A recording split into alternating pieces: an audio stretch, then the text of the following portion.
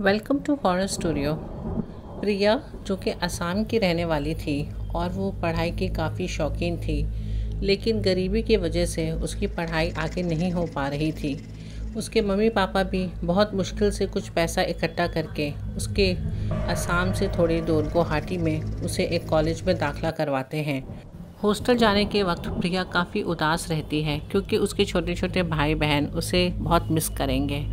प्रिया ये भी सोचती है कि मैं तो पढ़ाई के लिए जा रही हूँ, अब घर की सारी जिम्मेदारी मेरे सर पे ही होगी, क्योंकि मम्मी पापा कितना ही करेंगे मेरे लिए, इन्होंने मेरे लिए बहुत कुछ किया है।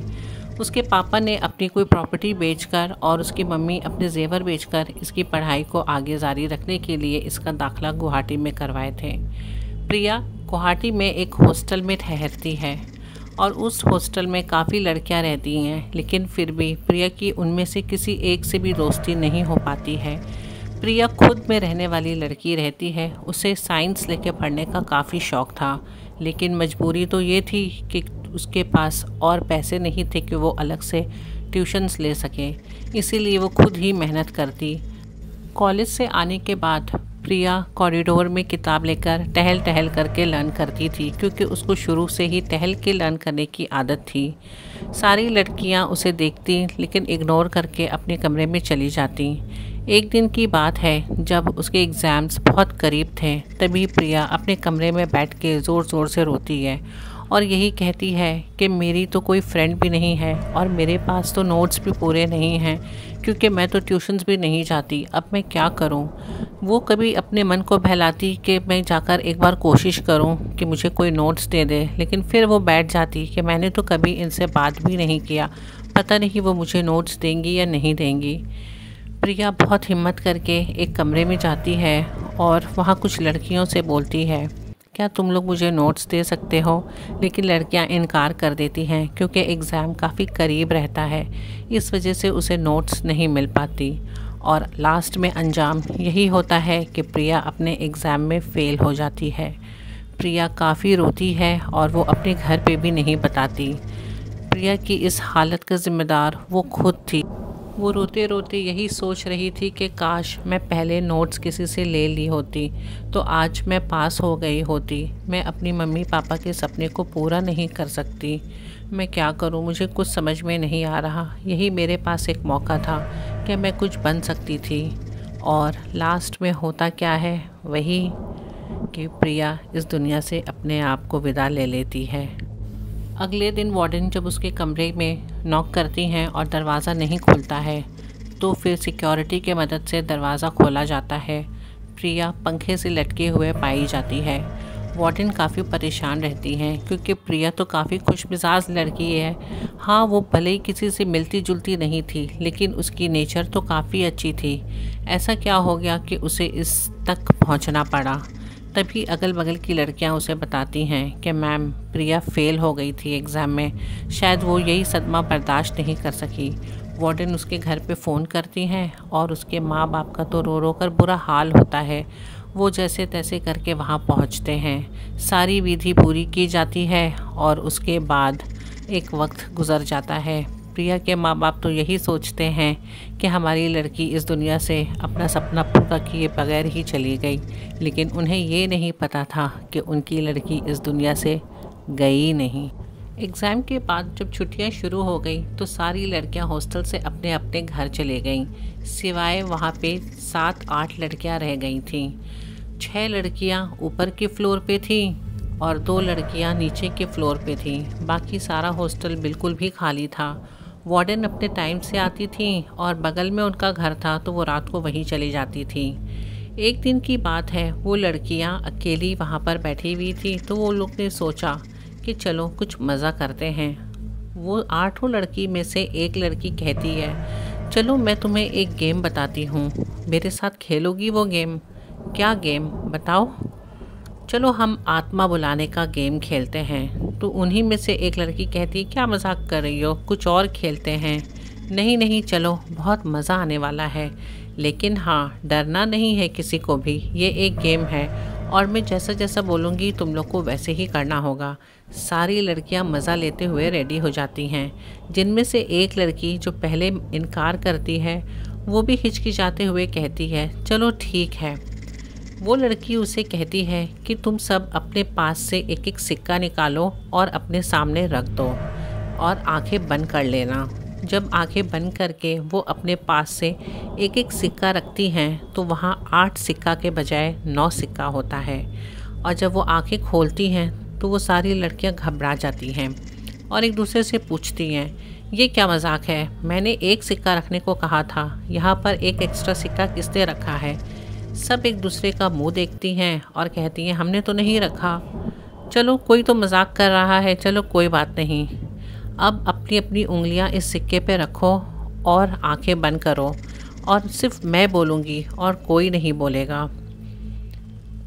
सारी लड़कियां अपनी आंखें बंद करती हैं और उनमें से एक लड़की जो कि गेम प्लानर रहती है वो कहती है, अगर हमारे अगल बगल कोई भी आत्मा है तो वो अपनी प्रेजेंट हमें जाहिर करें। 3 बार बोलने के बाद वहाँ पर एक ज़ोर से आवाज़ आती है।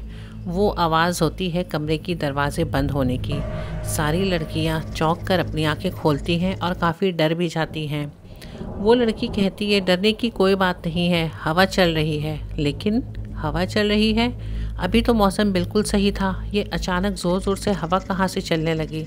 अरे कुछ नहीं यार, चलो फिर से गेम कंटिन्यू करते हैं। वो अपनी आंखें बंद कर लेती हैं और वो फिर गेम शुरू करती हैं। इस बार वो कहती है, अगर यहाँ कोई मौजूद है तो हमें बताओ कि तुम यहाँ पर हो। और वहाँ पे एक ज़ोर से चीखने की आवाज़ आती है। सारी लड़कियाँ उठकर उस कमरे से बाहर भाग जाती हैं और कहती हैं उस लड़की को, ये तुम्हारी प्लान था ना, ये तुम्हारी बदमाशी है, तुम आवाज़ निकाल कर हम लोगों को डरा रही हो। वो कहती है, अगर मैं तुम्हें डराती तो मैं कमरे से क्यों भागती? क्या तुम सबने आवाज़ सुनी थी? हाँ, हम सबने आवाज़ सुनी थी। ये किसी लड़की की चीखने की आवाज़ थी। अरे यार, मैं तो ऐसे ही मजाक कर रही थी, मुझे क्या पता कि ये सब हकीकत में होता है। बस चलो अब नीचे चलते हैं, मैं इस फ्लोर पे नहीं रहूँगी। सारी लड़कियाँ नीचे के कमरे में चली जाती हैं और वो सब 8 के 8 एक ही कमरे में बैठती हैं। उनकी तो हिम्मत भी नहीं हो रही थी कि वो अपने कमरे में जाकर अलग अलग सोएं। वो रात तो जैसे तैसे गुजर जाता है। सुबह होते ही वो अपने रूम में ऊपर जाती हैं। वो लोग फ्रेश होती हैं, लेकिन उनके दिल में डर अभी भी रहता है कि कल रात को जो हुआ क्या वो वाकई में हकीकत था या हमारा वहम था। लेकिन फिर वो आपस में बात करती हैं, नहीं, अगर ये वहम होता तो हम में से किसी 1 या 2 को होता, सारी को थोड़ी ना होता। खैर छोड़ो, अब जल्दी से नहाओ और हम सब नीचे चलते हैं, ऊपर हम नहीं रहेंगे अब। उस रात को फिर वो लोग एक कमरे में इकट्ठे बैठ कर के बातें करती हैं। तभी उन्हें एक आवाज़ सुनाई देती है और ये आवाज़ कॉरिडोर में किसी के चलने की आवाज़ रहती है। वो काफ़ी डर जाती हैं और कहती हैं, लगता है हमने तो किसी को बुला लिया लेकिन वो वापस गई नहीं है, कौन हो सकता है ये? वो काफ़ी डरी भी रहती हैं लड़कियां और उन्हें अचानक उनके कमरे की दरवाज़ा नॉक करने की आवाज़ आती है। वो एक दूसरे का चेहरा देखती हैं और यही सोचती हैं कि दरवाज़ा जाकर खोलेगा कौन। उनमें से एक लड़की काफ़ी हिम्मत करके दरवाज़ा खोलती है। जब वो कॉरिडोर के दाएं बाएं देखती है तो कॉरिडोर में कोई भी नहीं रहता। वो काफ़ी डर जाती है। वो सोचती है कि लग रहा है कोई हमारे साथ मजाक कर रहा है, किसी को पता है कि हमने कल रात को क्या किया है। लेकिन वो वापस अपने कमरे में जैसे ही घूमती है, फिर से दरवाजे पे ज़ोर ज़ोर से नॉक होती है, लेकिन इस बार दरवाज़ा नहीं खोलती। वो अंदर से ही आवाज़ देकर पूछती है, कौन है? दरवाज़ा कौन नॉक कर रहा है? बाहर से आवाज़ आती है, क्या हुआ, आज खेलोगी नहीं तुम मेरे साथ? मैं आ गई हूँ। ये लड़कियाँ आवाज़ सुनकर वहीं पर रोना शुरू कर देती हैं, चीख चीख कर। तभी सिक्योरिटी दौड़कर ऊपर आता है, उनके कमरे में नॉक करता है। वो लड़कियां अंदर से ज़ोर ज़ोर से चीख रही होती हैं। सिक्योरिटी बाहर से चिल्लाता है, अरे दरवाज़ा खोलो, मैं सिक्योरिटी हूँ, क्या हो गया तुम लोग को? सिक्योरिटी की आवाज़ सुनकर लड़कियां दरवाज़ा खोलकर सीधा नीचे गेट के चली जाती हैं और सिक्योरिटी वाले से कहती हैं, भैया कॉरिडोर में कोई है जो कि कह रही है कि मैं वापस आ गई हूँ, मैं यहीं हूँ, मेरे साथ खेलो। क्या बकवास कर रही हो बेटा आप लोग, यहाँ कौन हो सकता है ऐसा? आप लोग का वहम है। नहीं अंकल, मैं सही में आप लोग को बता रही हूँ, यहाँ कोई है। सिक्योरिटी के समझाने के बाद लड़कियाँ नीचे ग्राउंड फ्लोर वाले कमरे में रात बिताती हैं। दूसरे दिन वार्डन को ये खबर मिलती है कि कमरे में ऐसा ऐसा सब हुआ था और कॉरिडोर में किसी ने इनका दरवाज़ा नॉक किया और किसी ने इन्हें कहा कि क्या हुआ, आज तुम खेलोगी नहीं। वार्डन काफ़ी गुस्से में लड़कियों से कहती हैं कि ये क्या मजाक है, तुम लोग क्या करना चाह रही हो, तुम लोग कॉलेज का नाम ख़राब करना चाह रही हो, मैं आइंदा से ऐसा मजाक नहीं बर्दाश्त करूँगी। वार्डन लड़कियों को डांटते हुए समझाती हैं, लेकिन कहीं ना कहीं वार्डन को ये बात का भी आगाज़ था कि ये झूठ नहीं हकीकत है, लेकिन वो इन सब चीज़ों को नज़रअंदाज कर रही थी। महीनों बीत जाते हैं, हॉस्टल्स में सारी लड़कियां वापस आ जाती हैं। उन हॉस्टल में एक नई लड़की भी आती है रहने के लिए। वो 8 की 8 लड़कियां उस कमरे में रहने से इनकार कर देती हैं और वार्डन से कहकर अपना कमरा बदलवा लेती हैं। जो नई लड़की रहती है उसे वही कमरा दिया गया रहता है जिसके कमरे के ठीक सामने प्रिया का कमरा होता है। एक रात की बात है, वो लड़की अपने रूम में पढ़ाई कर रही होती है क्योंकि अब एग्ज़ाम करीब आने वाली रहती है। तभी अचानक रात को 3 साढ़े 3 बजे के करीब उसके दरवाज़े पे नॉक होता है। लड़की अंदर से पूछती है, कौन है? बाहर से आवाज़ आती है, मैं हूँ, दरवाज़ा तो खोलो। ये उठकर दरवाजे को खोलती है तो बाहर वो एक लड़की को खड़ा देखती है। क्या हुआ? मैं इसी फ्लोर पे रहती हूँ, सामने वाले रूम में। मुझे नोट्स चाहिए था क्योंकि एग्ज़ाम करीब आ रहा है ना, क्या तुम मुझे नोट्स दे सकती हो? हाँ, मैं तुम्हें नोट्स दे सकती हूँ, लेकिन तुम मुझे कल वापस कर देना। ठीक है। ये लड़की उसे नोट्स देती है और दरवाज़ा बंद करके अपने रूम के अंदर चली आती है। दूसरे दिन वार्डन जब सुबह उस लड़की से मिलती हैं तो वो कहती हैं कि तुम्हारी एग्ज़ाम करीब आ रही है और तुम्हें अच्छे से पढ़ाई करनी है।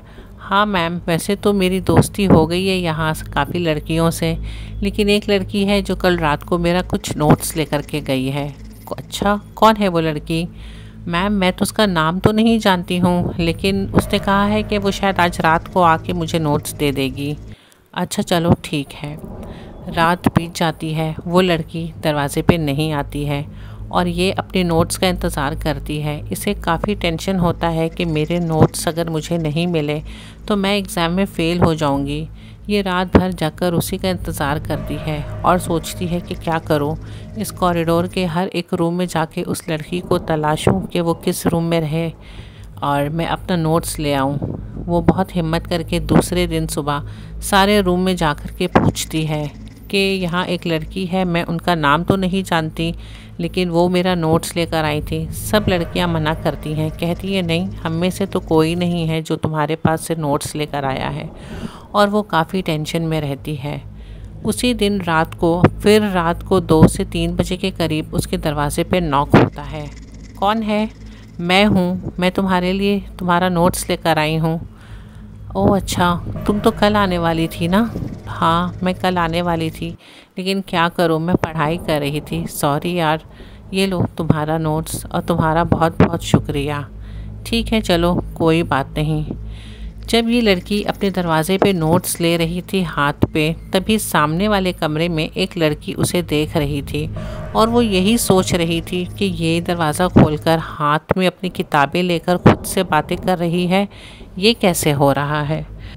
अगले दिन लड़कियां वार्डन से उस लड़की की कंप्लेन करती हैं और कहती हैं कि मैम, मैं कुछ दिनों से नोटिस कर रही हूँ कि ये लड़की अजीब सी हरकत करती है। ये रात को कॉरिडोर में टहलती है और कल तो मैंने रात को देखा है कि ये रात को 2-3 बजे अपना दरवाज़ा खोलकर किताबें हाथ में लेकर खुद से बातें कर रही थी। मुझे ये सब नॉर्मल नहीं लग रहा। हम लड़कियाँ काफ़ी डिस्टर्ब भी हो रही हैं और हमें डर भी लग रहा है। वार्डन काफ़ी गुस्सा हो जाती हैं और उस लड़की को बुलाकर उससे पूछती हैं कि ये मैं तुम्हारे बारे में क्या सुन रही हूँ। तब लड़की कहती है, मैम, मैं खुद से क्यों बातें करूँगी, मैं साइंस की स्टूडेंट हूँ, मैं क्या पागल हूँ। असल में मैंने आपसे कहा था ना कि एक लड़की जो मेरा नोट्स लेकर गई थी, इत्तेफाक से कल रात को वो आई थी और मेरा नोट्स देके चली गई। शायद इन लोगों ने देखा नहीं होगा, इसीलिए वो लोग सोच रही हैं कि मैं खुद से बातें कर रही थी। लेकिन वो लड़की रात को ही क्यों आती है तुमसे नोट्स लेने और देने के लिए? ये तो मुझे नहीं पता मैम, लेकिन हाँ, कल रात को उसने मुझे कहा था कि उसे मुझसे केमिस्ट्री की नोट्स चाहिए, तो मैंने उसे कहा था कि आज मैं तुम्हें दूंगी। तो क्या वो लड़की आज फिर आएगी? हाँ मैम, वो आज फिर आएगी नोट्स लेने के लिए। ठीक है, तो आज रात को मैं तुम्हारे कमरे में रुकूंगी और मैं देखूंगी कि वो कौन लड़की है। ठीक है मैम, आज वो आएगी, आप उससे खुद ही मिल लीजिएगा। ये कहकर सब अपने अपने कॉलेज चले जाते हैं पढ़ने के लिए। फिर रात हो जाती है। रात को वार्डन उस लड़की के रूम में ही रुकती हैं और इंतज़ार करती हैं कि वो लड़की कब आए और मैं उससे मिलूं। रात के 2 बज जाते हैं, 3 बज जाते हैं, 4 बज जाते हैं, लेकिन वो लड़की नहीं आती है। वार्डन को लगता है कि शायद लड़कियां ठीक कह रही थी, ये थोड़ी सी नॉर्मल नहीं है। तब वो वार्डन उस लड़की को काफ़ी ज़ोर से झाड़ती हैं और कहती हैं, आइंदा अगर इस किस्म का मजाक तुमने किया मेरे साथ तो फिर अच्छा नहीं होगा। तुम और लड़कियों को भी डिस्टर्ब कर रही हो। लेकिन मैम, मैं मजाक क्यों करूँगी? मैंने सच कहा है कि वो आज आने वाली थी, वो शायद अब नहीं आई, तो मैं क्या कर सकती हूँ? ठीक है, देखो अब क्या होता है। अगले दिन रात को वो लड़की ठीक 2 से 3 के बीच में उसके पास आती है और उसका कमरा नॉक करके उससे नोट्स मांगती है। वो लड़की उस लड़की से पूछती है, तुम तो कल आने वाली थी ना? हाँ हाँ, मैं कल आने वाली थी, लेकिन किसी वजह से मैं नहीं आई। क्यों, तुम तो यहीं सामने वाले कमरे में रहती हो ना? हाँ, मैं सामने ही वाले कमरे में रहती हूँ, लेकिन कल मैं बाहर थी हॉस्टल की, इस वजह से मैं नहीं आ पाई। मुझे नोट्स चाहिए तुम्हारी केमिस्ट्री की। अच्छा ठीक है, रुको मैं लाती हूँ। वो अपनी केमिस्ट्री की नोट्स ले जाकर उसे देती है और दरवाज़ा बंद कर देती है। अगले दिन वार्डन उस लड़की से पूछती हैं, क्या हुआ, आज आई थी वो नोट्स लेने के लिए? हाँ मैम, आज रात को वो आई थी, वो नोट्स लेके गई है और आज रात को वो मुझे वापस करने के लिए भी आएगी। वार्डन को काफ़ी गुस्सा आता है उसकी बातें सुनकर। वो उस लड़की से कहती है कि ठीक है, आज रात मैं फिर तुम्हारे कमरे में रुकूंगी और मैं उस लड़की से खुद मिलना चाहती हूँ। ठीक है मैम, मुझे क्या प्रॉब्लम हो सकता है, लेकिन बात क्या है मैम? मुझे लगता है कि मुझसे कुछ बातें छुपाई जा रही हैं, वो तुम्हें मैं बाद में बताऊंगी। रात होते ही वार्डन उसके रूम में आकर फिर उस लड़की का इंतज़ार करती हैं और उस दिन की तरह इस बार भी वो लड़की नहीं आती। वार्डन उस लड़की को डांटते हुए गुस्से में कॉरिडोर की तरफ निकलती हैं। जब वो बाहर की तरफ जाती हैं तो देखती हैं कि सीढ़ियों पे नोट्स पड़ी हुई है और वो नोट्स उठाती हैं तो उन पे उसी लड़की का नाम लिखा हुआ रहता है। वार्डन गुस्से से उस लड़की के कमरे में जाती हैं और कहती हैं, तुम क्या हम सबको बेवकूफ़ बना रही हो? अपने नोट्स को वहाँ सीढ़ियों पे रख के कह रही हो कि वो लड़की आती है नोट्स लेने और दे करके जाती है। लेकिन मैम, मैं क्यों बेवकूफ़ बनाऊँगी? वो लड़की आती है यहाँ पे। तो बताओ वो लड़की का नाम क्या है? मुझे नहीं पता, मैंने उसका नाम नहीं पूछा। वो दिखती कैसी है? देखने में तो वो काफ़ी सुंदर है, लंबी सी है, लेकिन मैं नहीं जानती, मैंने कभी उसे नहीं देखा। यहाँ तक कि मैं इस कॉरिडोर के सारे कमरों में गई थी उस लड़की का पता लगाने के लिए, लेकिन मुझे वो कहीं नहीं दिखी। तभी वार्डन ज़ोर से उसे चिल्ला करके नीचे चली जाती हैं।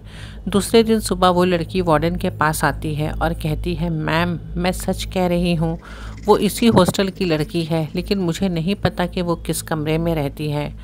वार्डन अपने ड्रॉअर से कुछ फ़ोटोग्राफ्स निकाल करके उस लड़की को दिखाती हैं। ये वो एल्बम रहता है जिसमें हॉस्टल्स में रहने वाली लड़कियों का हर साल एक ग्रुप फ़ोटो होता है।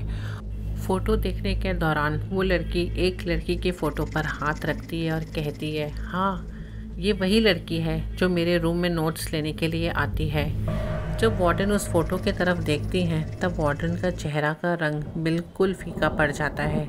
ये लड़की, हाँ हाँ, यही लड़की आती है मेरे कमरे में नोट्स लेने के लिए, मैं झूठ नहीं बोल रही। तुम्हें पता है ये कौन है? नहीं मैम, मुझे नहीं पता ये कौन है। ये प्रिया है। प्रिया? हाँ, प्रिया। तो कहाँ है ये प्रिया? आप उसे बुलाइए और उससे पूछिए। तब वार्डन उस लड़की को बताती हैं कि प्रिया अब इस दुनिया में नहीं है। ये सुनते ही उस लड़की के पैर के नीचे से ज़मीन खिसक जाती है और वो यही सोचती है कि मैंने क्या किया है, वो मेरे कमरे में क्यों आती है, और उसकी तो डर के मारे हालत ख़राब हो जाती है।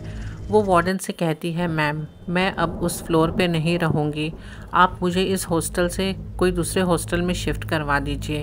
वार्डन उसे काफ़ी समझाती हैं और कहती है कि ऐसा कुछ नहीं है, नहीं मैम, मुझे यहाँ नहीं रहना।